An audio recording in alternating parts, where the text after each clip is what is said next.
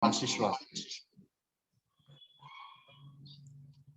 Ya, mungkin itu saja tadi hasil pendataan protokol kesehatan penggunaan masker di lingkungan kampus yang saya bacakan, dan itu adalah infografis yang kita sudah lakukan dalam beberapa kemarin.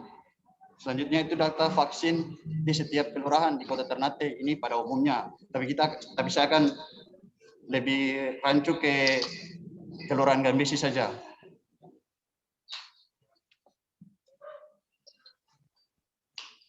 Ya, ini adalah data vaksin di Kelurahan Gambesi. Ini adalah yang kami dapat, itu masih di gelombang kedua, artinya yang masih di kalangan ASN, yang gelombang pertama dan ketiga kita dari saya dan kawan-kawan belum mendapatkan data itu. Hanya ini yang kita dapatkan. Dan ini terdapat ada usia produktif dan ada usia lanjut usia yang terdapat, ya, yang bisa kita lihat sendiri di grafiknya seperti ini. Dari mulai tanggal 23, 25, 6,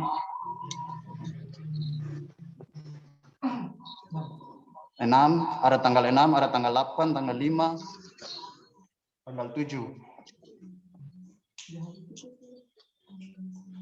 Dan ini, ya, setelah itu kita mahasiswa Pubermas pasca sarjana dan LPPN melakukan Google Form terkait vaksinisasi, menanyakan pendapat terhadap mahasiswa dan tanggapan mahasiswa tentang vaksin itu bagaimana di Kota Ternate sendiri.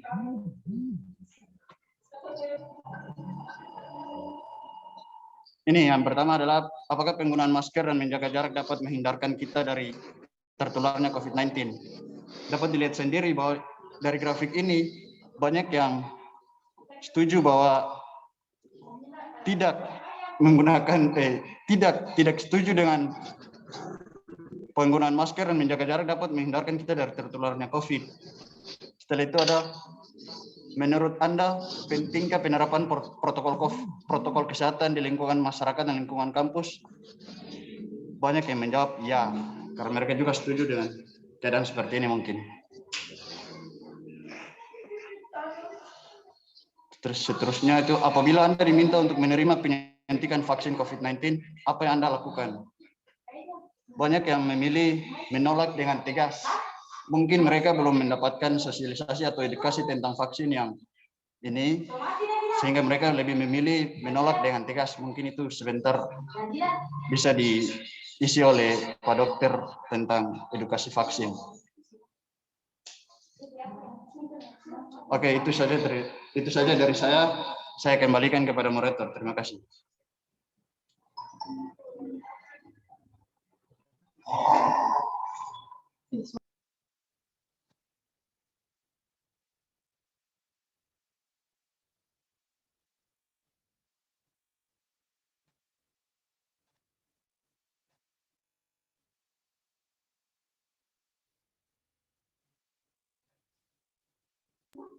Moderator, saya kembalikan ke moderator.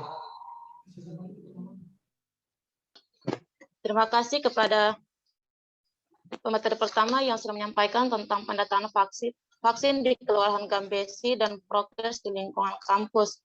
Apakah ada tanggapan dari Satgas COVID Kampus, Pak Dr. Sawal Abdul Aziz, SHMH? Saya persilahkan. Iya, makasih ya. Menarik ya untuk protokol kesehatan di lingkungan kampus kita ya. Ternyata data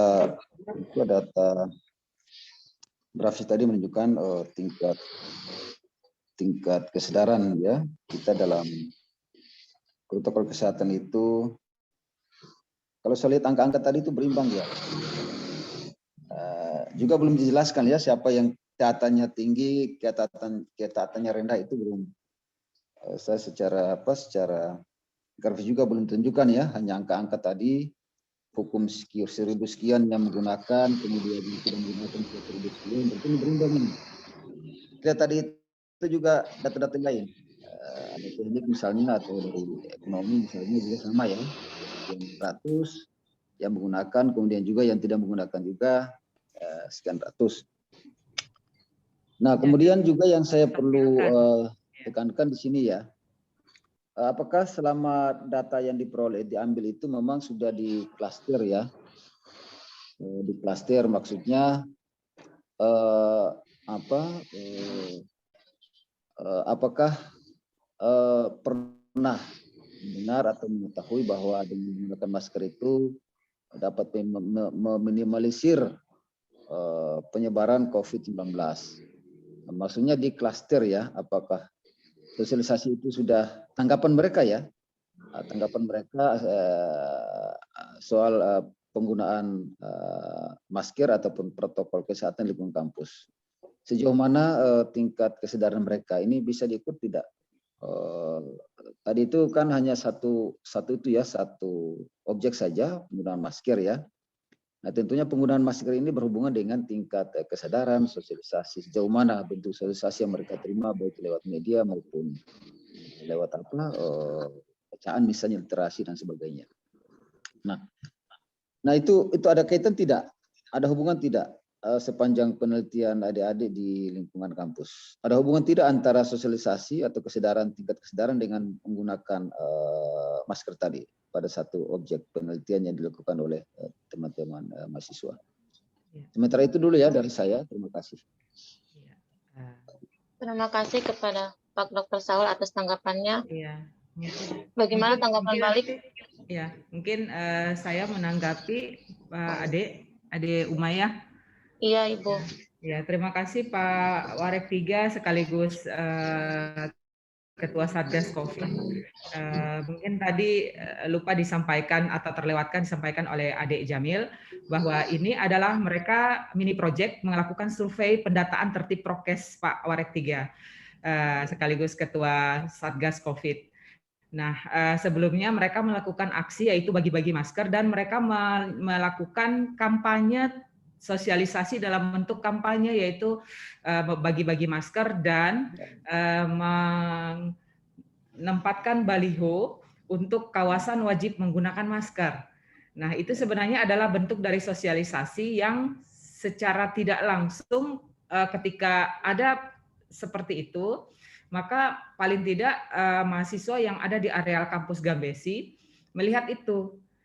Nah, mungkin ini yang adik-adik mereka mau menyampaikan data real lapangan bahwa ini loh tampilan fakta yang ada di kampus terkait dengan kesiapan kampus dalam melaksanakan pembelajaran, memilih pembelajaran hybrid learning, ataukah nanti kita ke depannya nanti mau diarahkan pada daring atau luring sepenuhnya dengan fakta yang mereka dapatkan di lapangan per fakultas. Sehingga ini juga mereka berharap ini menjadi masukan untuk pimpinan maupun pimpinan di fakultas terutama maupun Satgas COVID Pak Warek 3. Mungkin itu yang bisa saya tanggapi dari adik-adik karena ini kebetulan saya yang menginisiasi ke mereka untuk bagaimana kalian bisa memberikan paling tidak kontribusi pengabdiannya supaya memberikan ini menjadi PR gitu loh untuk bagaimana kampus dalam hal ini pimpinan fakultas maupun Satgas COVID untuk menerapkan strategi apa yang pas untuk itu. Karena mereka sudah melakukan bentuk sosialisasinya itu yaitu dengan penyampaian bagi-bagi masker, lalu bagi-bagi masker gratis, lalu pemasangan baliho kawasan wajib menggunakan masker. Mungkin itu dari saya pesawal Pak Warek 3. Ya, karena adik-adik ini saya minta mereka coba buat layout dalam bentuk infografis mini gitu. Karena ini harapannya mereka ini nanti ada duta perubahan perilaku terkait dengan pandemi COVID, sehingga saya berharap dengan data ini adik-adik ini mau wajib ikut untuk mendaftar menjadi duta perubahan perilaku gitu. Ya, nanti saya share itu linknya untuk menjadi duta perubahan perilaku. Siap. Ya. Terima kasih Pak Warek. Ya, mungkin itu yang bisa saya tanggapi Dek Umayyah. Ya, mungkin minta tanggapannya ke Wadek-Wadek 3 adik-adik. Nah, jadi ini mereka lebih menampilkan pada data mini project mereka, Pak. Terima kasih Bu Ketua. Baik, terima kasih juga Pak Wadek 3. Ya mungkin tanggapannya ke Wadek 3 adik-adik karena terkait dengan data kalian. Nah, Ya, terima kasih kepada Ketua Tugas COVID, Ibu LPM yang sudah memberikan tanggapan. Saya silakan tanggapan dari adik ya, Ibu Nani. ya Fakultas Teknik gimana? Coba Pak Adik Jamil tampilkan Fakultas Teknik.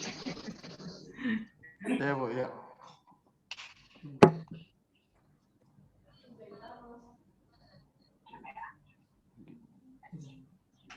Teknik punya mana? Itu Ibu. Mana nih teknik? Nah, ini dia punya teknik. Dia naik turun. Ya, dibanding dengan jumlah rasio mahasiswa memang minim sekali, Bu. Ternyata lebih sedikit ya Pak Wadek 3 ya yang menggunakan masker. Iya, sedikit sekali. Banding dengan rasio mahasiswanya sekitar. Dengan rasio mahasiswa, betul. Tapi tidak apa-apa, kita mengapresiasi ini mahasiswa karena mereka kan tidak tahu rasio mahasiswa, jumlah mahasiswa fakultas. Iya. Jadi Biar nanti Wadek 3 yang menanggapi karena mereka lebih tahu. saya boleh menanggapi ya, saya boleh menanggapi. Iya, silakan Bu Nani. Terima kasih. Jadi untuk penggunaan masker sendiri itu sebetulnya saya termasuk Wadek 3 yang paling ketat di Fakultas Teknik. Jadi untuk lingkup Fakultas Teknik sebelum puasa itu saya merazia setiap pagi sampai selesai itu saya selalu merazia mahasiswa. Dan pengalaman saya ternyata ini efektif. Ini efektif ketika mahasiswa melihat saya itu automatically langsung tiba-tiba tutup muka kalau nggak pakai masker atau balik badan. Itu otomatis. Dan itu memang hanya di lingkungan yang di dalam Fakultas Teknik yang kebetulan saya lihat mereka lihat saya. Tetapi pada bulan puasa ini saya sudah juga melihat mulai sama sekali di universitas itu longgar untuk pemakaian masker, dan yang sebetulnya hambatan terbesar itu ada di kalangan dosen sendiri, bukan mahasiswa. Kalau dosen, mungkin kalau mahasiswa saya masih bisa tegur atau masih bisa bicara dengan mereka baik-baik. Tetapi kalau dosen, ada beberapa memang yang tidak mungkin kalau kita bilang kadang-kadang lebih sulit pemahamannya, ada beberapa dosen. Dan saya itu sebetulnya berharap dosen ini yang menjadi contoh untuk ayo gerakan pakai masker kayak gitu. Termasuk di kelas. Di kelas itu saya berharap justru dosen juga yang harus ngasih tahu ke mahasiswa, ayo. Tetapi setelah saya lihat beberapa dosen kuliah itu malah tetap membiarkan mahasiswa tidak pakai masker. Ini akhir-akhir ini ya, akhir-akhir ini. Tapi kalau di awal-awal itu memang kami masih ketat. Tetapi udah berjalan ke sini itu semakin longgar. Bahkan boleh tanya ke Pak Wadek 3, saya itu paling stres, saya sampai telepon, Pak, apa sudah tidak ada lagi pemakaian masker kayak gitu. Pak, apa sudah boleh orang kumpul-kumpul massa. Jadi karena makin ke sini juga semakin longgar, jadi saya itu mau menegur mahasiswa juga, saya pikir juga, aduh, saya tegur mereka, nanti mereka balikin saya. Ibu kan sudah nggak ada lagi. Jadi itu sebetulnya yang terjadi. Jadi kalau misalnya merazia itu, saya memang paling sering merazia, tetapi sampai berjalan ke sini, saya lihat protokol dengan segala macamnya itu kan sudah mulai kurang ketat. Jadi saya sendiri itu juga tidak mau memaksakan. Jadi kalau misalnya kembali dari Pak Wadek memerintahkan bahwa ayo kita mulai lagi, saya siap untuk mengawal yang untuk Fakultas Teknik punya. Begitu, makasih. Iya, terima kasih Bu Nani. Seru nih.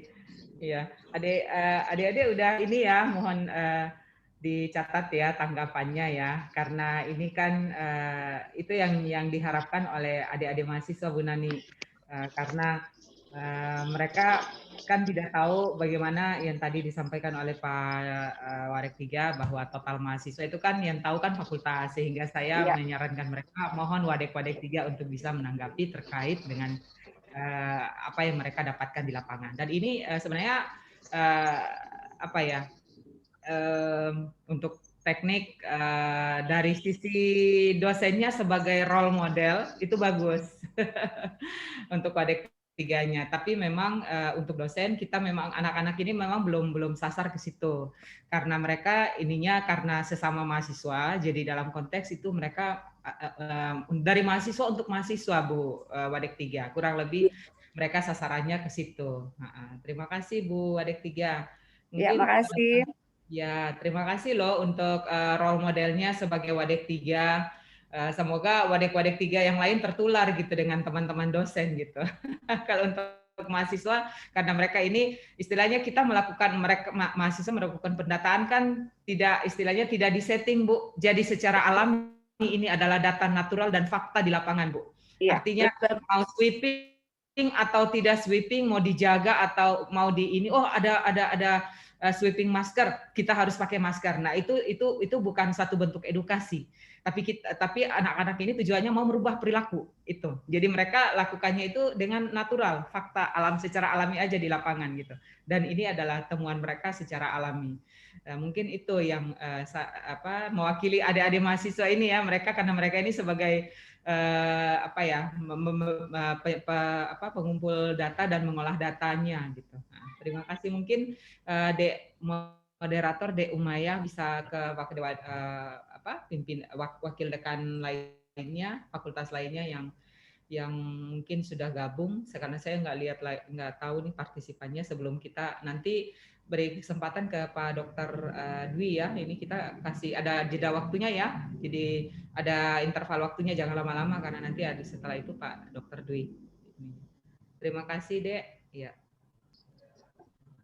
Ya, terima kasih juga kepada Ibu Nani atas tanggapannya, dan terima kasih kepada Ibu LPPM untuk masukan dan tanggapannya. Apakah masih ada tanggapan lagi dari dekan-dekan? Kalau sudah tidak ada, kita lanjut kepada pemateri kedua, yaitu dengan tema meningkatkan kesadaran mahasiswa pentingnya vaksinasi dan protokol kesehatan. Kepada Pak Dr. Dwi Handoko, SPP, saya persilakan. Coba tampilkan Fakultas Ekonomi. Boleh? Pak Nonce, masih Pak Nonce, iya. Oh iya. Kasih waktu 5 menit aja, karena Dokter Dwi nanti takutnya kalau ini kita kan kasihan juga dokternya menunggu. Silakan Pak Nonce. Ekonomi, coba Dek Jamil tampilkan Fakultas Ekonomi dengan rasio mahasiswanya, karena Wadek 3-nya lebih tahu ini. Terima kasih Bu Nana. Ya, sama-sama. Iya. Untuk di sini saya lihat ya, sudah ini cukup banyak juga yang tidak menggunakan, tapi untuk informasi, Fakultas Ekonomi itu banyak sekali, bukan cuma ada untuk sepanjang pandemi COVID itu terjadi. Di Fakultas Ekonomi itu bukan cuma mahasiswa Fakultas Ekonomi yang setiap hari di situ. Saya itu bahkan setiap saat ke kampus kalau ada kerumunan, saya langsung tanya ini dari mana. Jadi ada dari teknik, dari sastra, dari semua itu mereka menuju ke ada kantin di belakang, dan hampir rata-rata semua tidak menggunakan masker. Nah, memang itu satu masalah juga. Saya seperti Bu Nani juga di fakultas. Bahkan saya ketika dilarang ada tatap muka dosen dengan mahasiswa, saya seingat saya ada Dr. Nahu Daud, ada Dr. Muhammad Kamal, dan beberapa dosen yang melakukan kuliah secara luring di fakultas. Ketika saya datang dan siapa yang suruh, saya langsung bubarkan. Saya bubarkan. Dan saya telepon ke dosen yang bersangkutan bahwa kita masih dilarang ada rektor yang melarang, jadi mohon dipahami. Jadi memang kita berupaya sampai ke tingkat dosen pun, karena memang Pak Dekan tidak bisa melarang, Pak Dekan menyerahkan ke saya untuk bicara dengan mereka. Jadi akhirnya tidak ada lagi yang untuk luring. Nah, untuk masih sama saya seperti Ibu Nani, setiap pagi atau jam berapapun saya datang. Kalau ketemu mahasiswa di dalam koperasi maupun dalam pelayanan, bahkan kalau di ruang tata usaha akademik itu tidak ada yang datang dan masuk banyak-banyak, itu saya marah. Saya langsung minta kepada pihak administrasi untuk keluarkan dan sesuai protokol kesehatan. Bahkan mahasiswa yang tidak mau menggunakan masker itu diusir. Bahkan kalau saya itu sampai pada tingkat kalau masih bandel, itu kupingnya saya itu. Makanya kadang-kadang mereka bilang wakil kantin itu premanisme, padahal tidak. Tujuan kita untuk mereka tetap taat dan disiplin terhadap apa yang dilakukan oleh pihak kampus. Itu yang kita lakukan.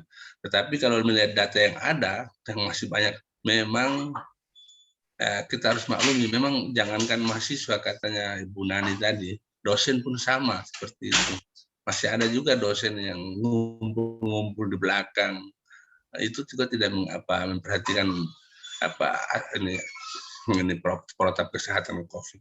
Jadi memang ini kendala juga bagi kita semua untuk penegakan disiplin COVID di kampus. Tapi saya rasa kalau semakin kita terus tingkatkan ini, insya Allah akan jadi. Dan perlu saya sampaikan juga, sekarang kan ada pilihan pembelajaran secara luring maupun daring.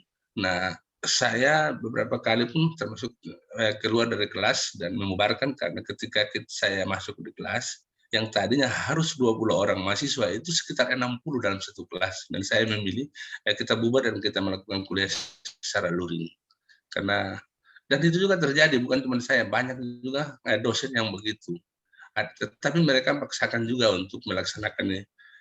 Saya juga tidak tahu apa motifnya, tetapi mungkin saja ada kerinduan untuk tatap muka dengan mahasiswa dan lain-lain. Tetapi aspek protokol kesehatan itu yang sangat penting. Itu juga belum ada kesadaran baik dosen maupun mahasiswa.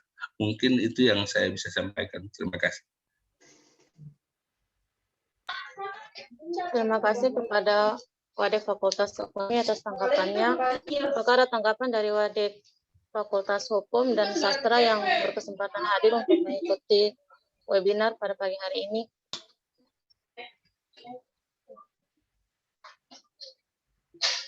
Mungkin ada tanggapan dari teman-teman? Ya, silakan Dek Jamil, terutama yang bagaimana Ya. mereka kalian mendata mahasiswa di lokasi mana di setiap fakultas, di jam-jamnya berapa, dari jam berapa sampai jam berapa gitu. Mungkin dijelaskan bagaimana kalian menjaring data gitu terkait dengan apa yang sudah ditanggapi oleh wadek ekonomi maupun teknik. Oh ya Ibu. Ya, waktu pendataan kita itu dari mulai dari jam 9 sampai jam 3 sore Ibu. Nah, untuk kayak tadi mungkin dari Wadek 3 menyampaikan bahwa di Fakultas Ekonomi mungkin tidak semua itu adalah mahasiswa ekonomi. Ya, saya rasa saya dan teman-teman juga tahu, yang penting mahasiswa yang masuk di Fakultas Ekonomi ya kita data saja. Kami tahu itu dari fakultas mana, tidak tahu yang mana, yang penting tempat kalian datanya pas di mana area lokasinya, kan fakultas itu di kan depan fakultas. Pas di depan fakultas. Saya rasa representatif Pak Nonce, karena itu kan gerbang masuk fakultas ya. Ya artinya mereka memang menempatkan di situ terpulang dari mahasiswa X itu kan mereka tidak tahu. Tapi mereka metode pengambilan datanya itu saya pikir itu sudah representatif untuk ini, walaupun secara total di universitas yaitu di lokasi Gambesi, ya itu yang kita dapatkan fakta gitu, artinya secara natural dari mahasiswa gitu. Ya, betul Bu Nana. Iya. Metode pengambilan responden itu memang benar, tapi memang itu saya fakta di sana. Bahkan saya pernah mengusir mahasiswa, saya pernah mengusir mahasiswa melakukan pertemuan tanpa sepengetahuan saya dan Pak Dekan. Itu saya usir karena saya panggil koordinator siapa yang menjadi penanggung jawab ini. Terus pesertanya dari UMU dan bahkan dari STAIN itu, dan saya sama Pak Tahrinyon nggak salah hari itu langsung saya bubarkan, ayo pergi, tidak ada izin, tidak segala macam, dan bubar. Dan memang di depan Fakultas Ekonomi sampai belakang rata-rata kumpulnya para aktivis mahasiswa, termasuk mahasiswa luar dan luar Unhair maupun semua fakultas di situ, tempat kumpulnya di situ. Jadi memang agak, kalaupun itu yang dilakukan cara pengambilan data itu seperti itu, memang tidak akan terlacak dengan baik. Tapi kita harus menghargai bahwa inilah hasil riset yang perlu kita sama-sama menerima dan pikirkan. Terima kasih Bu. Ya silakan Dek. Mungkin sudah, terima kasih Pak Wadek 3 Ekonomi. Silakan mungkin ininya ke Dr. Dwi aja ya, karena kan sudah ada keterwakilan gugus COVID dari wakil-wakil dekan yang mau menanggapi. Terima kasih kepada wakil-wakil dekan yang sudah memberi tanggapannya. langsung saja kepada materi kedua, yaitu Pak Dr. Dwi Handoko. Saya persilakan.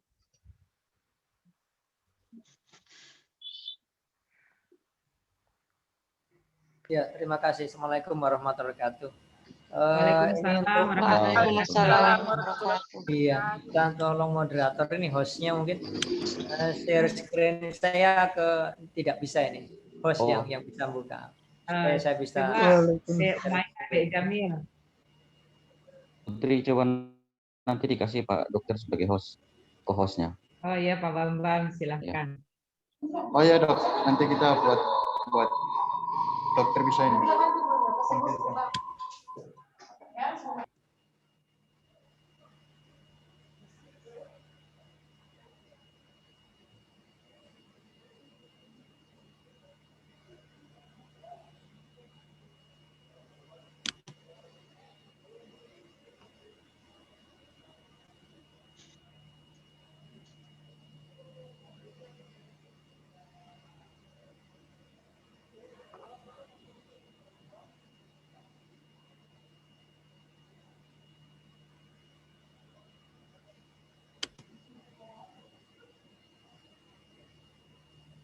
Ya, mohon maaf masih menunggu host. Ya, tidak apa-apa Pak. Terima kasih Pak Dokter sudah mau membuka waktu luangnya untuk anak-anak mahasiswa ini. Sama-sama. Ya. Sama-sama, terima kasih. Masih menunggu dari host ini. Coba Adi Halil coba dikasih Pak Dokter sebagai co-host. Oke, sudah host. Oke. Sudah.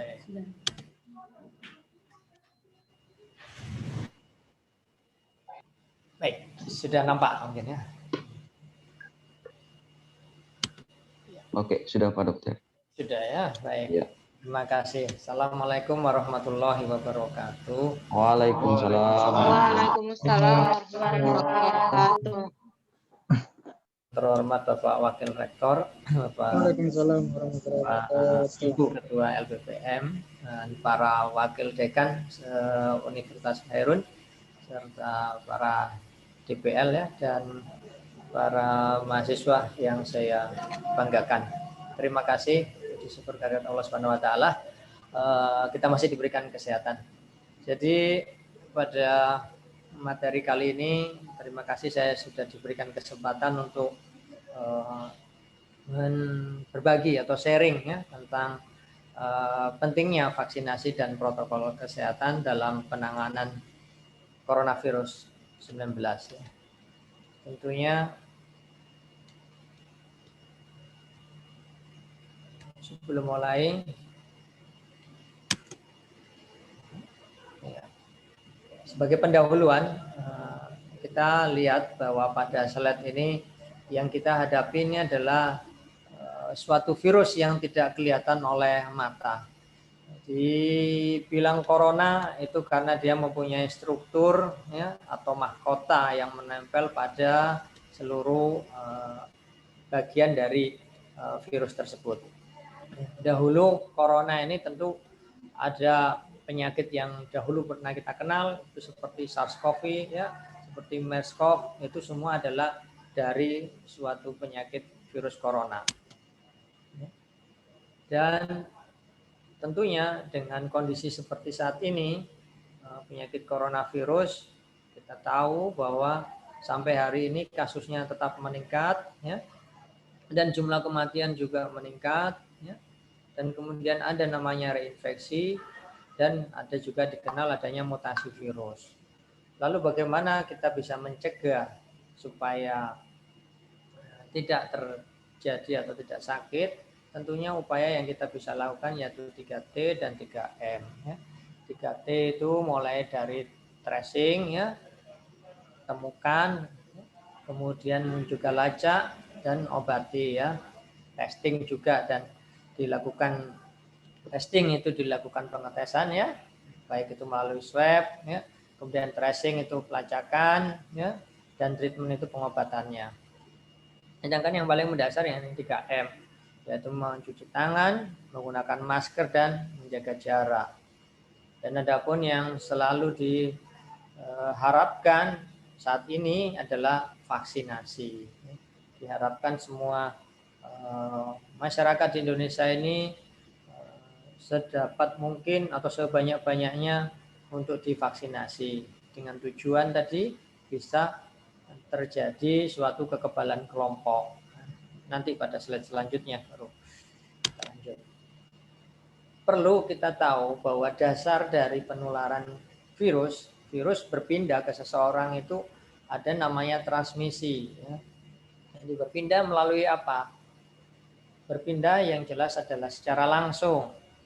Seperti apa? Yaitu melalui droplet atau percikan. Sehingga untuk mencegah itu, maka kita menggunakan masker.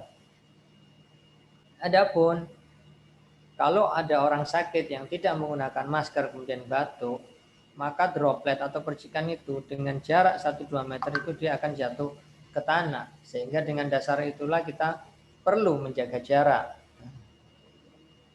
Sedangkan penularan yang tidak langsung, ketika ada seseorang yang batuk atau bersin dan sakit, kemudian percikannya itu jatuh di meja, jatuh di gagang pintu, kemudian dipegang oleh orang lain, dan orang tersebut kemudian mengucek mata atau memegang hidung, disitulah yang kemungkinan akan terjadi penularan secara tidak langsung. Kita kenal gejala COVID itu bervariasi. Mulai dari yang kita kenal tidak ada gejala, kemudian ada yang demam, ada sakit kepala, ada sakit-sakit otot, dan ada bahkan gangguan penciuman atau hilang penciuman. Kemudian mulai ada penurunan pengecapan, dan bahkan ada yang cuma batuk-batuk saja, serta ada sesak napas, gangguan pernapasan, serta gastrointestinal, diare. Nah, kalau seseorang sudah terpapar COVID virus, itu nanti baru akan timbul gejala membutuhkan waktu 0 sampai dengan 14 hari. Sehingga membutuhkan waktu inilah yang orang kalau tidak menggunakan masker atau abai, di situ sangat mungkin untuk tertular atau terjadi sakit manakala daya tahannya turun. Seandainya virus itu bisa langsung kelihatan, tentu orang tidak akan abai. Tapi sekarang orang juga mau pakai masker, kadang mau, kadang enggak. Sedangkan gejala yang bisa didapatkan lain, bisa mulai dari pada pencernaan, bisa diare, bisa sampai dengan gangguan kesadaran, bisa sampai dengan konjungtivitis atau mata merah, dan bahkan juga bisa stroke. Untuk mencari tahu seseorang ada virus atau tidak, dilakukan pemeriksaan namanya usap tenggorok atau swab. Inilah yang dilakukan saat ini, baik mau melakukan perjalanan, baik untuk menyimpulkan sakit, itu semua melakukan swab. Adapun tentunya kalau orang sudah sesak, ketika dilakukan pemeriksaan ronsen atau fototorak, seperti ini didapatkan gambarannya, terdapat banyak bercak-bercak pada kedua lapangan paru. Dan kalau sudah mengidap penyakit COVID, ternyata mempunyai gejala yang cukup panjang, bisa sampai dengan 6 minggu. Gejala-gejala itu bisa dirasakan, mulai dari batuk-batuk, rasa tidak nyaman di dada. Itu untuk awal kita mengenal sekaligus mengulas kembali apa itu penyakit coronavirus.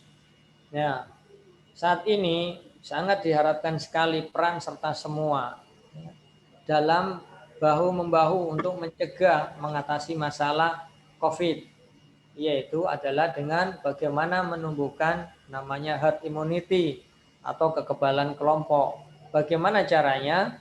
Yaitu melalui vaksinasi. Kalau vaksinasi dilakukan pada seseorang, maka akan timbul kekebalan individu.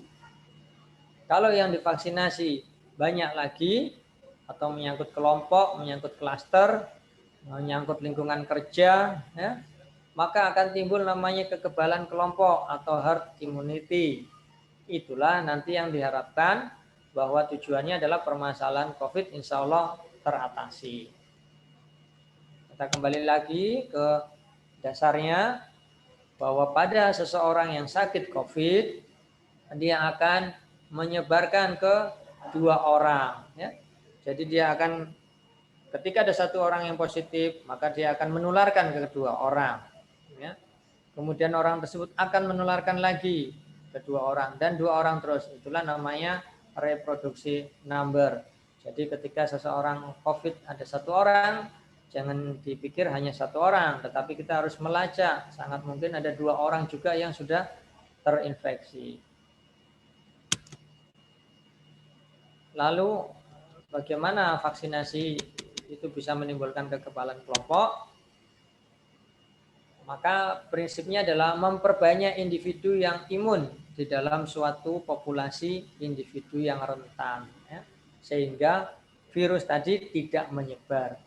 Kalau kita lihat ilustrasi gambar ini, ya, yang warna biru muda,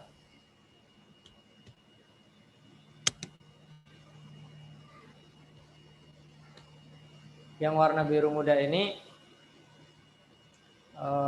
itu adalah individu yang tidak memiliki antibodi. Ya. Kemudian yang warna biru tua ini adalah individu yang memiliki antibodi, dan yang warna merah muda ini adalah individu yang terinfeksi. Ya. Pada kelompok yang hanya memiliki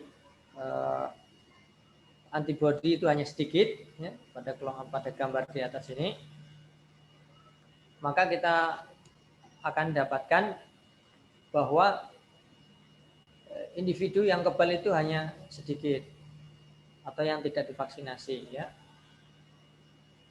Hasilnya adalah bahwa penyebarannya akan banyak. Jadi kita lihat yang warna merah muda ini banyak. Berbeda dengan kelompok apabila individu itu sudah memiliki antibodi. Jadi warna biru tuanya banyak. Ya. Untuk timbul antibodi tentunya melalui vaksin. Ya. Vaksin tujuannya menimbulkan antibodi. Ya. Dengan begitu, maka jumlah yang orang yang tadi yang merah muda, ya, pada kelompok yang di bawah itu tidak akan banyak seperti pada kelompok di atas. Ya. Karena individu-individunya sudah memiliki antibodi. Ya. Jadi jumlah orang yang tertular ya hanya 1, 2, 3, tapi berbeda pada kelompok di atas, lebih banyak orang yang terinfeksi. Disitulah pentingnya untuk vaksinasi, bahwa dengan kelompok yang memiliki antibodi lebih banyak, maka angka yang terinfeksi rendah. Secara dasarnya bahwa kekebalan atau imunitas itu didapatkan ada 2 jalur, yaitu pasif dan aktif. Ya. Kita tahu dulu ibu kita mengandung, menyusui, itu adalah imunisasi atau imun yang didapatkan secara pasif. Ya. Ada juga imun yang melalui pemberian obat-obatan. Nah, yang kita saat ini lakukan adalah bagaimana imun yang aktif, imunisasi yang didapatkan secara aktif, yaitu dengan cara pemberian vaksin. Ya. Jadi individunya divaksinasi. Ini yang artifisial. Kalau yang alami bagaimana? Tentu individu yang sudah sakit, ya, yang sudah terinfeksi virus. Jadi kita ada di jalur yang bagaimana cara mendapatkan imun yang secara aktif, yaitu dengan vaksinasi. Vaksin tentu virusnya itu sudah inaktif atau mati. Jadi bagaimana mungkin virus yang sudah mati menimbulkan sakit? Nah, secara ini tidak mungkin karena dia mati virusnya atau sudah tidak aktif. Ya. Jadi vaksin ini adalah virus yang telah inaktif atau mati. Kemudian pemberian bersamaan dengan adjuvan akan membantu memperkuat respon imun. Dan vaksin ini sudah digunakan pada digunakan pada vaksinasi yang sebelumnya. Ini istilah yang kita perlu supaya tidak salah kaprah. Ada vaksin, vaksin itu adalah sediaannya. Ya. Vaksin itu sediaannya yang mengandung virus, tapi yang sudah tidak aktif. Vaksinasi itu adalah tindakannya, penyuntikannya. Ya. Penyuntikannya itu adalah vaksinasi. Sedangkan imunisasi itu adalah responnya, respon timbul kekebalannya. Itulah yang disebut dengan imunisasi. Jadi dengan disuntik vaksin, diharapkan timbul kekebalan atau imunisasi. Sehingga kita tidak bolak-balik, putar-putar antara imunisasi dan vaksinasi. Ini berbagai penyakit yang sudah bisa dicegah ya, melalui imunisasi. Ya, menimbulkan kekebalan. Ada dulu penyakit polio, tetanus, difteri, dan insya Allah yang saat ini COVID-19. Jadi kalau orang sudah divaksinasi atau disuntik, insya Allah 80 sampai dengan 95% terhindar dari penyakit tersebut dan tidak menularkan penyakit. Insya Allah dengan jumlah masyarakat Indonesia divaksin sampai dengan 80%, maka insya Allah ini akan memutuskan rantai penularan. Ya. Jadi upaya pengendaliannya kita mesti melakukan testing, yaitu pengetesan, kemudian pengobatan dan pelacakan manakala ada individu yang positif. Dan upaya pengendalian yang lain, ini yang namanya protokol kesehatan. Protokol kesehatan tidak hanya sekedar memakai masker, ya, masih ada cuci tangan, masih ada menjaga jarak, bagaimana patuh menggunakan masker, ya, bukan ditaruh di leher, ya, seperti itu.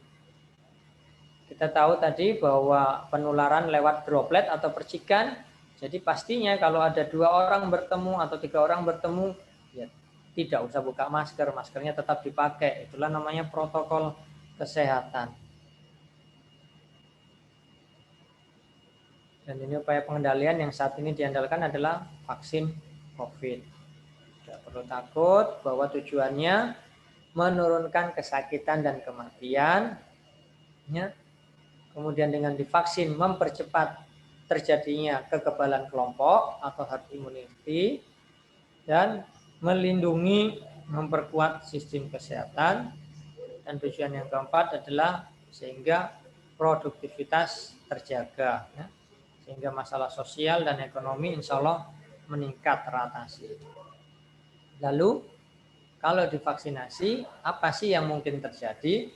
Ini perlu kita tahu bersama supaya kita tahu, bukan malah takut. Apa saja reaksi sesudah orang divaksin?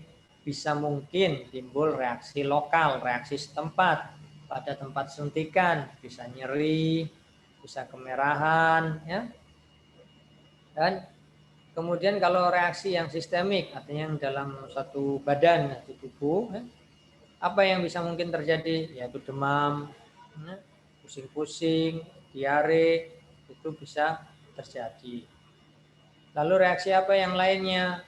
Reaksi yang lainnya juga bisa terjadi mulai dari shock, ya, mulai dari kemerahan, gatal.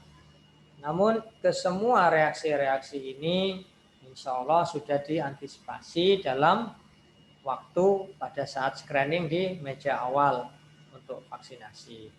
Tentunya seseorang yang akan divaksinasi bukan langsung datang disuntik, tapi harus melalui 4 meja, ya, melalui pemeriksaan awal. Kiranya demikian dari saya, bahwa vaksinasi diharapkan dapat memicu timbulnya suatu kekebalan kelompok, ya, sehingga angka infeksi COVID turun atau berkurang. Kalaupun sudah divaksinasi, tetap tolong jalankan protokol kesehatan secara tepat. Demikian, semoga bermanfaat. Terima kasih. Saya kembalikan ke moderator. Terima kasih kepada Prof. Dokter atas materi yang disampaikan. Di sini saya kembalikan kepada teman-teman, mungkin ada pertanyaan. Sebelum bertanya, sebut nama prodi, nama fakultas dan prodi. Kepada teman-teman, apa ada pertanyaan mengenai materi untuk meningkatkan kesadaran mahasiswa pentingnya vaksinasi dan protokol kesehatan? Kepada teman-teman, saya silakan.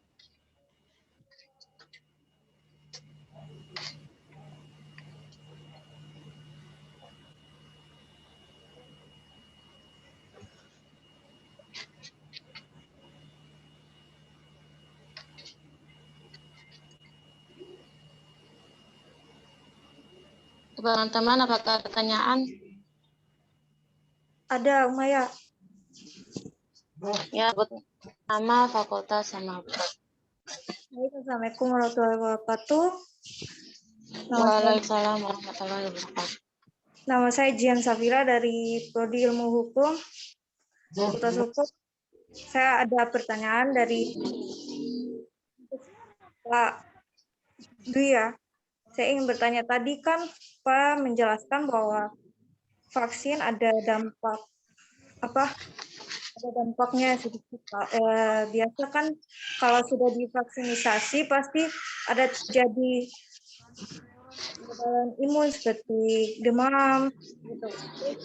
Bertanya di sini pertanyaannya, apakah setelah divaksin COVID tersebut bisa melindungi secara jangka panjang, Pak? Itu saja pertanyaannya. Terima kasih. Langsung Terima jawab. kasih kepada Dian Safira. Mungkin Pak langsung jawab. Kita persilakan kepada Pak Dokter. Iya, tentunya terima kasih pertanyaannya. Bahwa tadi tujuan vaksin ya, seseorang disuntik vaksin yaitu setidaknya dia terlindungi, kekebalan individu sudah didapat. Kemudian kalau masyarakat yang banyak divaksinasi, tentunya timbul kekebalan di masyarakat. Nah, kita tahu tujuannya tadi memang terhindar dari penyakit ya. 80-95% itu insya Allah bisa terlindungi. Nah, kalau pertanyaannya apakah seterusnya seumur hidup, ya tadi ada syarat lagi yang lainnya, protokol kesehatan harus dipatuhi ya. Kemudian manakala memang itu vaksin tetap namanya perlu booster ya atau suntik ulangan. Makanya vaksinasi ini bukan hanya satu kali kan. Kita tahu bahwa pemberiannya 2 dosis 2 kali. Demikian. Terima kasih, Pak.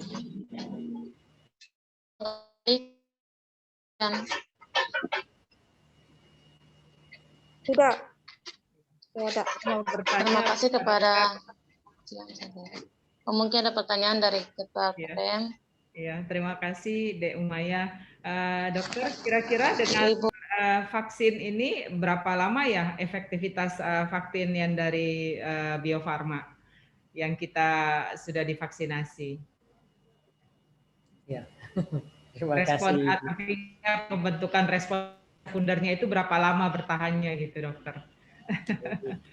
Ya, terima kasih Bu. Ya, Ketua. terima kasih. Jadi tentunya kan vaksinasi ini secara masih dalam penelitian semuanya ya. Baik. Tapi tentunya tujuannya adalah kekebalan kelompok yang kita akan harapkan. Sehingga dengan begitu rantainya penularan itu akan terputus. Dari penelitian yang ada dengan dilihat kadar titer antibodinya ya. Jadi maksudnya berapa sih kadar kekebalan yang ada pada individu itu sampai dengan 3 bulan masih tinggi kadarnya. Dan bahkan ada yang lebih dari 3 bulan.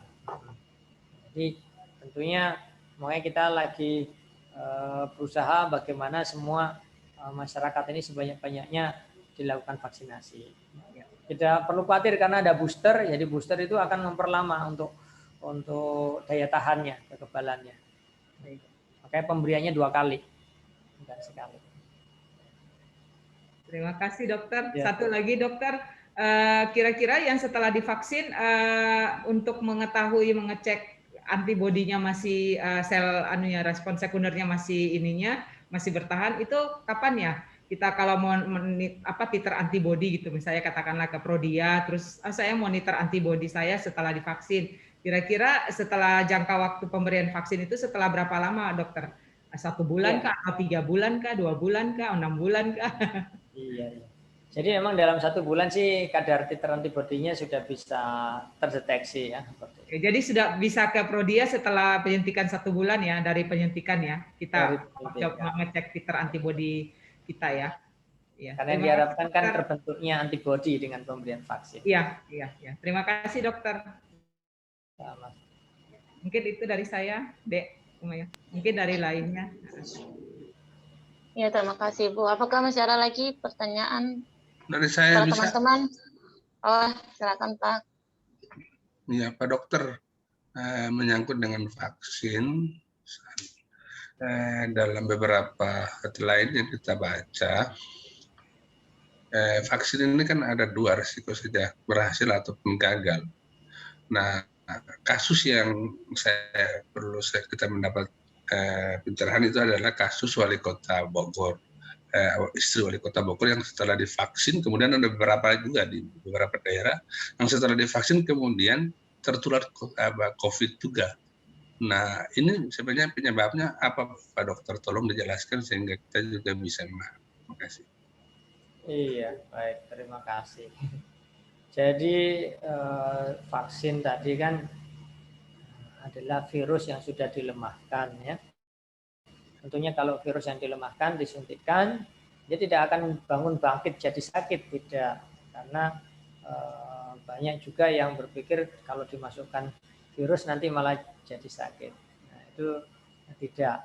Jadi yang jelas dengan dimasukkan vaksin yang sudah dilemahkan tadi, maka akan memicu untuk timbulnya antibodi atau daya tahan tubuh ya, kekebalan tubuh. Nah, sehingga ketika orang tersebut terpapar virus baru itu, dia tidak akan jatuh sakit atau tidak akan jadi berat gitu. Itu yang diharapkan karena sudah dikenal gitu ya. Tadi sudah dimasukkan virus yang lemah, kemudian tiba-tiba ada virus baru yang masuk, maka tubuh sudah terbentuk antibodi, sudah kenal dengan virus asing yang baru masuk. Adapun kalau ada yang sakit, itu dimungkinkan bahwa tadi ada namanya masa inkubasi. Ya. Jadi masa inkubasi kan 2 minggu. Jadi pada 2 minggu sebelumnya itu patut dipikirkan ada sudah terpapar, gitu. Harus diurai lagi. Dan kalau ditanya berapa efektivitasnya, ya kita lihat dari angka ini 80 sampai dengan 95%. Jadi ya taruhlah masih ada 5%, 10% yang mungkin saja akan terkena. Namun insya Allah kan protokol kesehatan tetap kita harus jalankan. Ya. Karena walaupun sudah divaksin, protokol kesehatannya ya tidak boleh dilupakan. Sehingga dengan demikian insya Allah benar-benar terhindar dari atau terpapar dari penyakit COVID itu. Seperti itu Bapak penjelasan. Ya, terima kasih Pak Dokter. Kalau tanggapan kembali dari Wadek 3 Fakultas Ekonomi. Terima kasih. Terima kasih Pak Dokter. Terima kasih Bapak. Kepada teman-teman, tadi ke Semendiang ke pertanyaan. Ada. Oh ya, silakan. Oke, baik. Terima kasih moderator. Assalamualaikum warahmatullahi wabarakatuh. Perkenalkan nama saya Nisya Majelis. Saya dari Prodi Hukum. Tadi Pak sudah menjelaskan tentang pemakaian masker dan jaga jarak. Di sini kan Pak tadi menjelaskan bahwa pakai masker itu untuk melindungi diri kita. Terus yang kedua tentang jaga jarak supaya tidak tertular dengan hal-hal yang virus begitu Pak. Yang saya tanyakan di sini Pak, ketika misalkan tuh sudah pakai masker dan sudah menjaga jarak nih Pak, virus itu kan tidak saja di setiap di manusia, tapi virus itu kan dia setiap kalinya menyebar Pak. Hal apa yang bisa kita untuk mencegah virus tersebut, Pak? Saya kalikan, Pak. Untuk mencegah virus apa tadi? Kan pakai masker, udah jaga jarak. Ya, nah, itu terus kayak Tong sudah lakukan hal-hal itu, Pak. Ketika virus itu kan dia tidak satu di tempat saja, Pak, tapi dia itu kan menyebar. Jadi hal apa yang bisa kita lakukan untuk bisa menghindari begitu, Pak? Iya, terima kasih pertanyaannya. Jadi kita tahu sifat virus ini kan organisme yang memang tidak terlihat oleh mata, nah, dan bisa berpindah dari satu orang ke orang lain. Itu salah satunya tadi melalui percikan, baik percikan langsung melalui seseorang batuk, bersin, melalui lewat benda apakah itu meja, gagang pintu, ya, itu semua bisa tertular. Nah, tentunya upaya yang paling dasar tadi, kalau untuk menghindari percikan ya pakailah masker, toh percikan langsung. Kalau untuk percikan yang tidak langsung ya rajinlah cuci tangan, toh tidak memegang mata atau hidung apabila tangan belum yakin bersih. Seperti itu. Kalaupun untuk sampai khawatir virusnya masih bertebaran di ruangan, ya, namun ya alhamdulillah sih Allah ciptakan virus itu kalau kena sinar matahari sudah mati, ya, sudah hilang. Makanya kalau di ruangan yang tertutup ya rajinlah buka jendela, buka pintu ventilasi, ya. Adapun kalau ada jendela, bukalah supaya sinar matahari masuk. Itu hal yang lain yang kita bisa lakukan. Jadi ventilasi baik sirkulasi udara maupun pencahayaan untuk sinar matahari langsung. Seperti itu yang kita bisa lakukan bersama. Demikian. Terima kasih kepada Pak Dokter untuk jawabannya. Apakah Saudara Sam pada tahapan balik? Cukup. Baiklah, terima kasih. Mungkin masih ada lagi? Saya bisa bertanya? Oh, iya siap Pak. Bisa. Oke, terima kasih moderator. Assalamualaikum warahmatullahi Iya, Pak. wabarakatuh. Waalaikumsalam. Waalaikumsalam warahmatullahi wabarakatuh. Terima kasih Pak Dokter sudah memberikan materi terkait dengan vaksinasi. Ya mungkin Pak Dokter, pertama saya mengucapkan terima kasih. Mungkin baru hari ini Pak saya lihat Pak Dokter secara utuh mukanya, karena biasa kalau saya konsultasi Pak Dokter pakai masker. Kalau sendiri saya buka masker, Pak. Terkait dengan saya buka masker. Terkait dengan vaksinasi. Kan kita dalam beberapa hari terakhir ini ada beberapa berita di media online seperti wawancara antara Dr. Fadila dengan Karen Ilyas. Di situ dikatakan bahwasanya vaksin itu kan diambil dari bagian virus. Nah, sementara virus itu terus bermutasi. Artinya dari virus A, virus B ke virus C. Nah, sekarang pada saat kita vaksin, kita menggunakan yang dari virus A. Nah, tiba-tiba yang muncul, yang menyerang kita adalah virus B. Kira-kira bagaimana efek vaksin terhadap penanganan virus tersebut? Itu yang pertama. Pertanyaan kedua, Dok, terkait dengan penyakit bawaan. Jadi misalnya seseorang punya penyakit darah tinggi, punya penyakit diabetes, punya penyakit asma, punya penyakit TB, atau orang yang pernah terkena virus, pernah terkena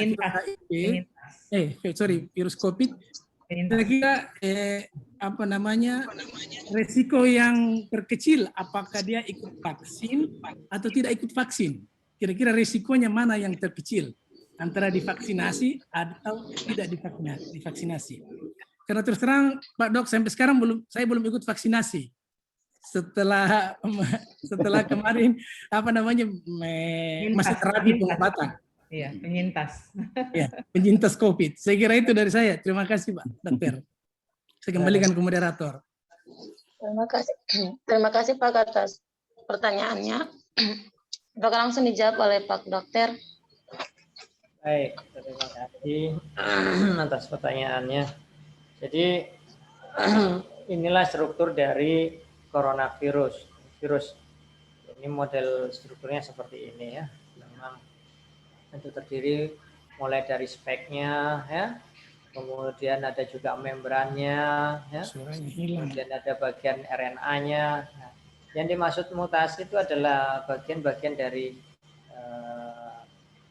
ada satu bagian gitu ya dari suatu virus ini yang bermutasi. Nah, lalu bagaimana dengan vaksin? Nah, vaksin itu kan ada seperti yang kemarin Sinovac itu adalah virus yang utuh yang dimasukkan ya.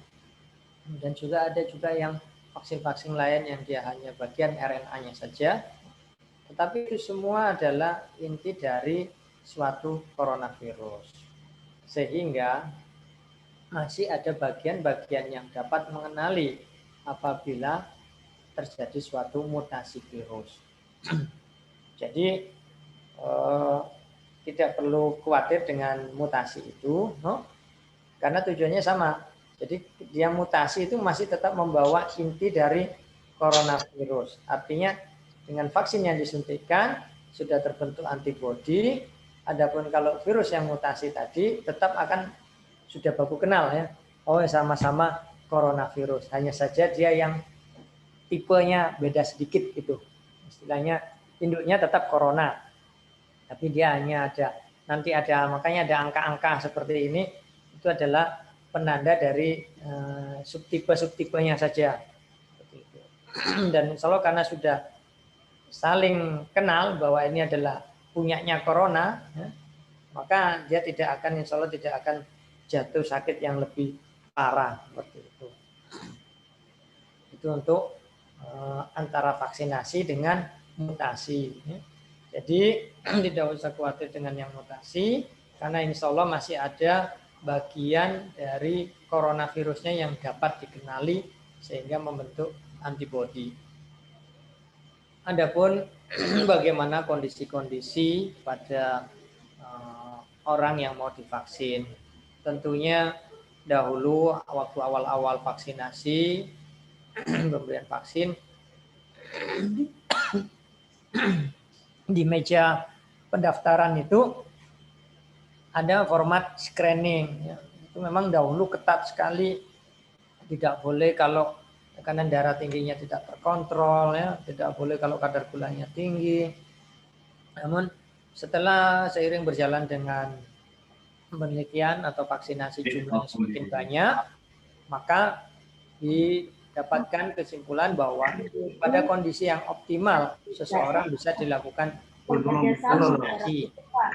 Contohnya pada kondisi kalau memang mempunyai keterbatasan, yang penting tidak ada pemberatnya, tidak dalam kondisi serangan seperti itu. Dengan kata lain, pada meja screening pada saat mau penyuntikan vaksin, dipastikan bahwa individu yang mau disuntik vaksin tersebut dalam kondisi yang optimal, ya, tidak lagi dalam kondisi serangan, ya, atau tidak lagi dalam kondisi yang akut. Kalau memang contoh lagi batuk pilek itu tidak boleh, ya, karena itu akut. Contoh lagi ada sesak atau hosa itu ya jangan, seperti itu. Yang paling dihindari adalah seperti itu. Sama dengan penyintas saat ini juga sudah bisa untuk dilakukan pemberian vaksinasi.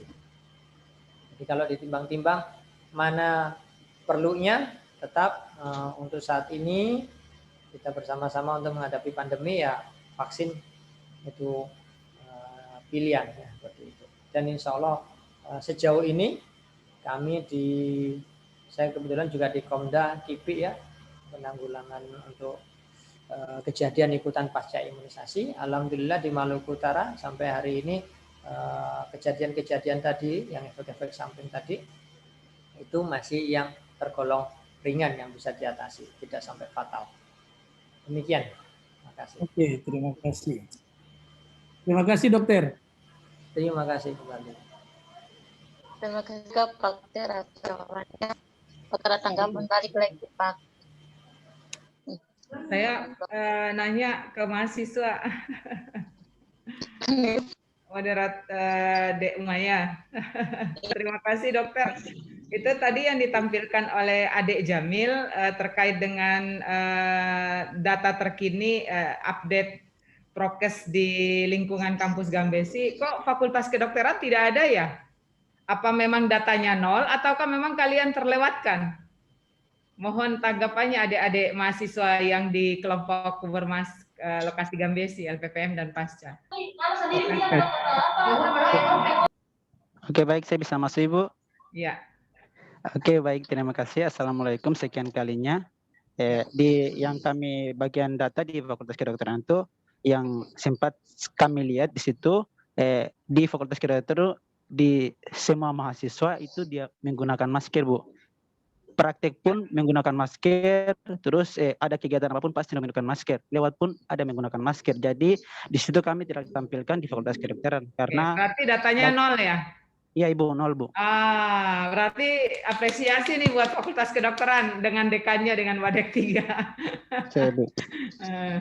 Jadi sekian, Ibu. terima kasih Pak Dwi juga nih ya. Jadi memang Fakultas Kedokteran menjadi role model nih ini untuk Satgas COVID Universitas termasuk Wadek 3 fakultas lainnya selain Fakultas Kedokteran. Mungkin itu kita menjadi patut dicontohi. Ya terima kasih Adik karena saya pikir kalian lewatkan ternyata memang datanya memang tidak ada ya. Ya terima kasih saya kembalikan. Iya Ibu. Kegiatannya kan batas jam 12 karena masih ada waktu 6 menit lagi. Saya silakan kepada teman mungkin masih ada pertanyaan. Ada. Boleh saya masuk? Satu pertanyaan Pak. Pertanyaan saya begini Pak. Seberapa ampuh vaksin COVID itu untuk mencegah penularan? Itu seberapa ampuh Pak? Terus alat diukurnya itu menggunakan apa Pak? Iya, terima kasih. Jadi seperti di slide tadi sudah disampaikan bahwa dengan seseorang divaksinasi 80 sampai dengan 95% itu insya Allah timbul kekebalan individu ya. Apabila sudah dilakukan vaksinasi yang massal ya, dengan jumlah yang banyak tadi sampai dengan 80%, itulah tujuan yang saat ini kita harapkan bersama-sama untuk menurunkan angka kesakitan ya, seperti pada gambar di atas tadi ya. Nah, kalaupun untuk mengukurnya ya tadi salah satunya dengan menggunakan kadar antibodi. Nah, inilah yang kita harapkan ya, timbulnya terjadi suatu kelompok atau masyarakat kita yang banyak memiliki antibodi ya, sehingga yang warna merah muda ini yang sakit itu sedikit. Demikian. Terima kasih. Saya kembalikan. Baik Pak, terima kasih Pak. Terima kasih kepada Korbe. Ya.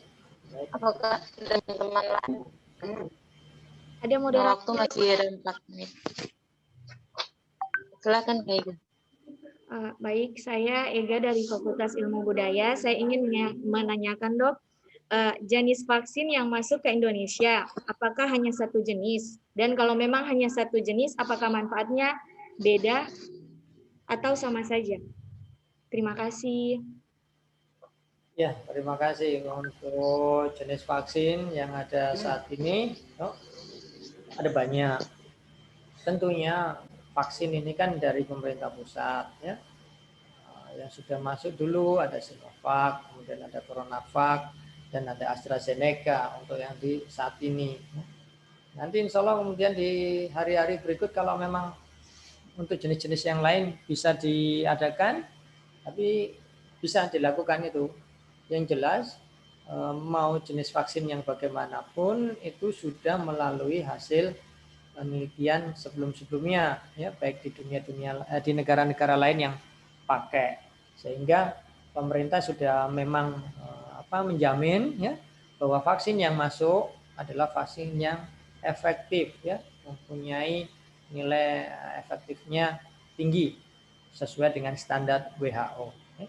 Jadi kita sebagai masyarakat ya yakin, ya, bahwa pemerintah telah mengadakan vaksin yang memang sesuai dengan standar yang diamanatkan oleh WHO.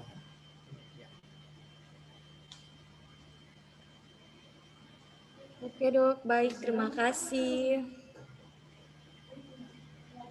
Terima kasih. Terima kasih dok. Terima kasih kepada Kak Ega atas pertanyaannya. Oh Ibu, waktu tinggal 2 menit, apa lanjut pertanyaan atau bagaimana Ibu? Batasi saja. Batasi saja. Mau pembacaan doa juga. Ya mungkin pertanyaan dibatasi karena mengingat sudah mau jam 12. Sini saya kembalikan kepada Ketua PPM untuk menutup kegiatan webinar. Terima kasih Dek Umayyah. Ya Ibu. Pertama-tama saya apresiasi dulu nih ke adik-adik mahasiswa Kubermas lokasi kampus Gambesi ya. Kalian hebat, sudah menginspirasi kami semua, terutama dosen-dosen ya, untuk lebih tertib, disiplin pada prokes ya Dokter Pak Dwi ya. Karena tadi apa yang disampaikan oleh Wadek 3, dosen kan menganggap bahwa walaupun kita sudah divaksin tapi prokes itu tetap ya dokter. Wajib, harus, masih. Wajib, betul. Karena image yang ada di kalangan dosen bahwa kalau sudah divaksin berarti aman. Padahal kan vaksin itu kan adalah salah satu bentuk upaya pencegahan ya dari protokol kesehatan terkait dengan membangun herd immunity ya dokter ya. Benar. Jadi ini yang perlu sebenarnya ditekankan ke dosen supaya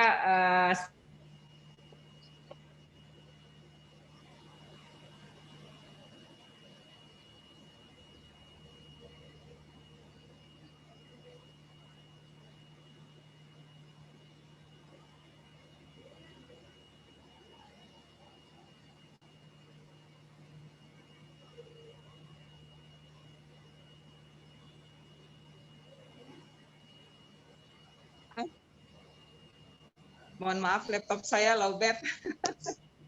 Tidak ini terima kasih. Jadi saya lanjut ya. Terkait dengan apa yang sudah disampaikan oleh adik-adik kita, Bapak Ibu pimpinan dalam hal ini Satgas Covid, Pak narasumber yang saya hormati Pak Dr. Dwi Handoko. Inilah fakta yang ditemukan oleh adik-adik mahasiswa kita dalam melakukan pengabdian masyarakat melalui mata kuliah wajib mereka yaitu Kubermas. Harapan saya dengan adanya mini project, kalau saya menyebutnya mini project pengabdian masyarakat mahasiswa Kubermas ini. Jadi mereka mulai dari melakukan aksi bagi-bagi masker, kemudian melakukan kampanye bagaimana sadar prokes, lalu bagaimana mereka melakukan pendataan. Ini sebenarnya merupakan satu upaya yang patut kita apresiasi untuk mahasiswa kita khususnya yang mengambil mata kuliah Kubermas, terutama pada lokasi kampus Gambesi. Nah, ini menjadi pesan moral sebenarnya bagi kita teman-teman dosen maupun pimpinan, terutama pesan moralnya dari mahasiswa.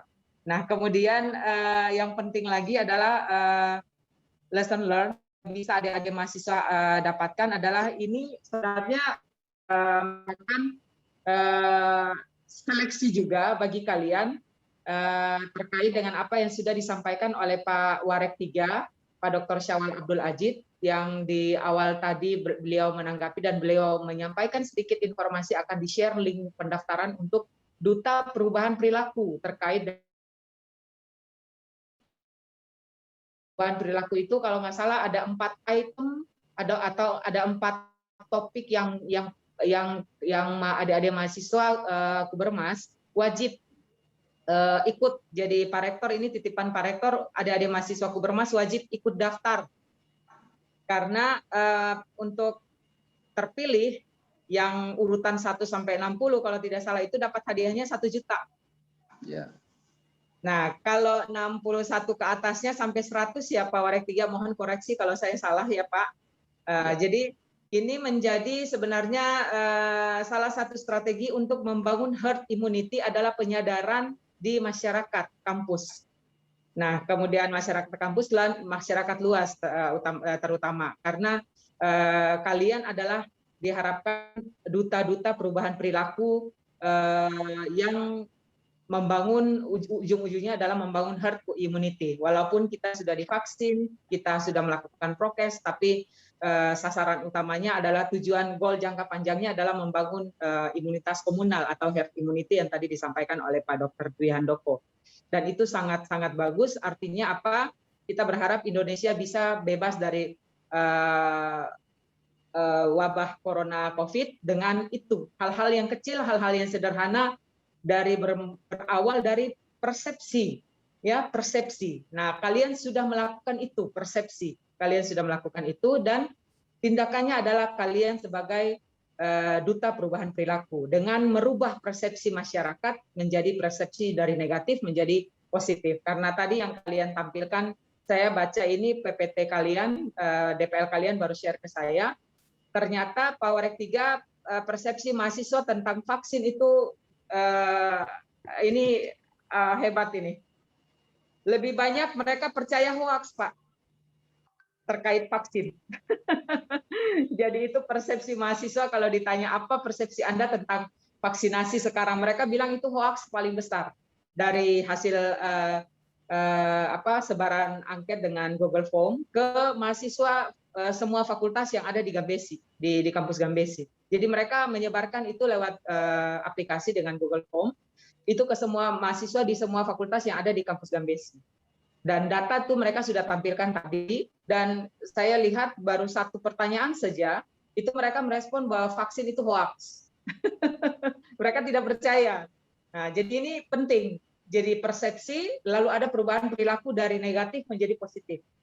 Nah, terkait apa ya? Terkait prokes yang di dalamnya salah satunya adalah vaksinasi itu menjadi keharusan kalau memang itu menjadi keharusan secara nasional yang sudah disampaikan oleh Dr. Dwi. Jadi mungkin itu sekedar kata penutup dari saya untuk merangkum dari kegiatan webinar mahasiswa, kegiatan diseminasi pengabdian masyarakat pada mata kuliah Kubermas mahasiswa dalam bentuk webinar. Terima kasih Pak Dr. Dwi Handoko yang sudah mau menyempatkan hadir di sela sibuknya ini Pak Dokter. Saya apresiasi dan terima kasih Mbak. Terima kasih banyak Pak Dokter. Kemudian Pak Warek 3 juga selaku Ketua Satgas Covid di Unhair, Pak Jeffrey Bemba, Pak Wadek 3 Fatek, Bu Nani, Pak Wadek 3 FEB, Pak Nonce maupun dosen-dosen atau adik-adik mahasiswa yang bergabung di sini, mahasiswa peserta Kubermas. Insya Allah ini menjadi masukan yang positif ya Pak Warek 3 ya. Betul. Itu menjadi masukan dan mudah-mudahan Pak Warek 3 sebagai Ketua Satgas Covid melaporkan ke Rektor terkait solusi dan strategi apa yang perlu ditingkatkan untuk penertiban disiplin prokes di lingkungan kampus. Karena kita dihadapkan dengan fakta bahwa pandemi ini kita tidak tahu kapan berakhir, tapi apa yang sudah disampaikan oleh Pak Dr. Dwi adalah sasaran jangka panjang membangun herd immunity itu menjadi penting, maka diawallah dengan persepsi dari perilaku positif, negatif ke positif. Jadi harapan saya adik-adik mahasiswa wajib daftar ya, karena ini sudah titipan dari Pak Rektor bahwa kalian wajib daftar untuk duta perubahan perilaku ya Pak Warek 3 ya. Iya betul. Wajib karena tadi Pak Rektor sudah WA ke saya, mahasiswa Kubermas wajib daftar. Nah, jadi adik-adik wajib daftar ya.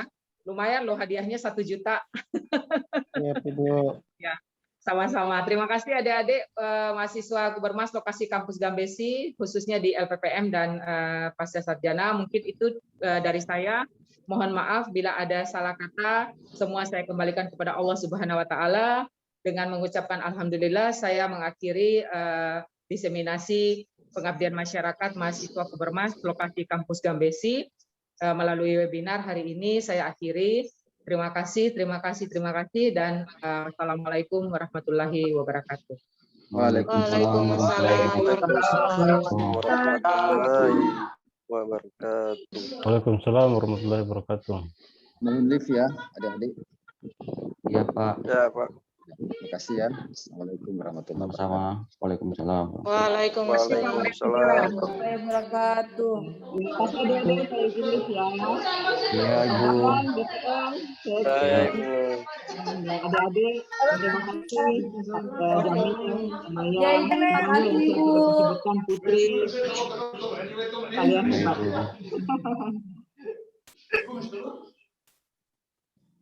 Woi, mana Indonesia Raya? Woi, mana Indonesia Raya? Seringnya. Aduh, selesai lagi. Woi, Pak masih ada tuh. Saya ucapkan terima kasih kepada panitia, adik-adik di PPM dan Pasca.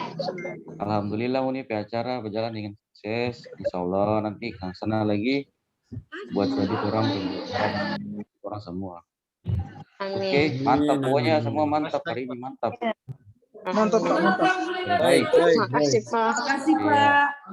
Oke. Yang antara mantap itu cuma siapa saja? Adi. Oke, saya izin live ya. Iya Pak. Terima kasih semuanya. Oke. Ya. Terima kasih Jamil. Makasih banyak Ya. Pak. Oke, makasih Iqbal. Tolak top. Firdaus mana Firdaus? Firdaus top. Saya Pak. Ya, Assalamualaikum. Waalaikumsalam. Saya mohon undur diri lagi ya. Assalamualaikum. Jangan lupa yang direkam itu nanti diupload di YouTube LPPM sama Pasca. Nanti setelah itu linknya diberikan karena ada dosen yang tidak sempat ikut, mereka ada minta linknya untuk YouTube. Jadi nanti saya kirim ke info riset kalau sudah diupload ya. Ya, terima kasih. Iya Pak. Waalaikumsalam. Waalaikumsalam.